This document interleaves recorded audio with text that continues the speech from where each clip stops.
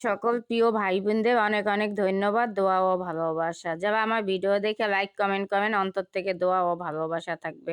Hello everyone, আসসালামু আলাইকুম। সবাই কেমন আছেন? আলহামদুলিল্লাহ আপনাদের বোন ভালো আছে। প্রতিদিনের মতন একটা রান্নার ভিডিও নিয়ে আসলাম। প্রতিদিন যেই রান্নাগুলো করি সেটাই আপনাদের সাথে শেয়ার করি।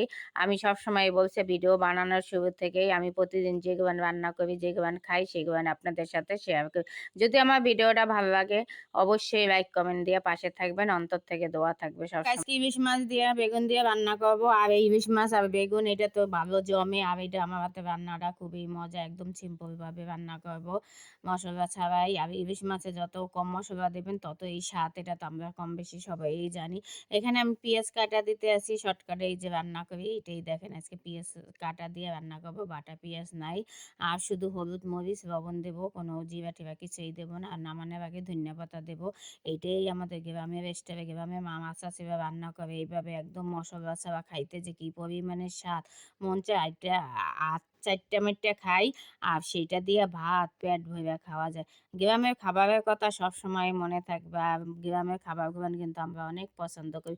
শহরে তো অনেক মশলা খায় সবাই, আমরাও খাই। যাই হোক, এইভাবেই দেন। হলুদের গুঁড়া দিয়ে দিলাম, আর 2 চামচ মরিচের গুঁড়া দেবো, আর লবণ দেবো স্বাদ মতন। তারপর একদম সুন্দর মতন কষাই মশাই একদম একদম মনোযোগ দিয়ে কষাইতে হবে পরিপাটি করে। তাহলে আমি সবসময় আমার রান্নার সময় বলি, আমি আপনাদের বরিশালের বোন, আর বরিশালের রান্না কিন্তু অনেক মজা।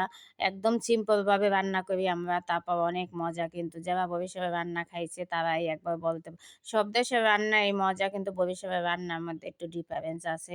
একটু আমরা ঝাল বেশি খাই, এইটাই ডিফারেন্স। যাই হোক, আর সবাই যদি ভালো লাগে আমার ভিডিওটা একটু শেয়ার করে দেবেন, লাইক কমেন্ট করে পাশে থাকবেন।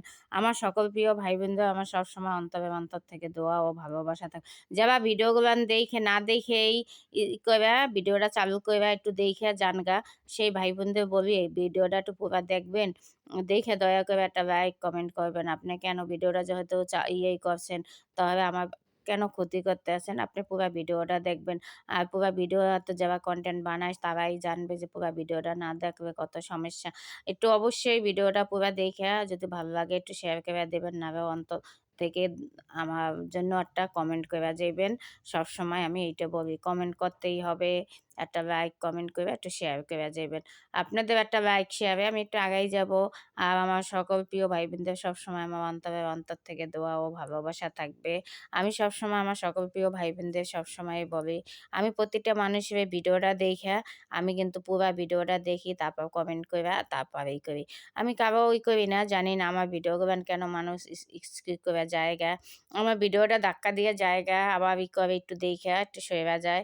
যাক, যে যায় তার প্রতি আমার কোনো অভিযোগ নাই, কোনো রাগ নাই, কোনো ই নাই। তার ভাল লাগে না তাই।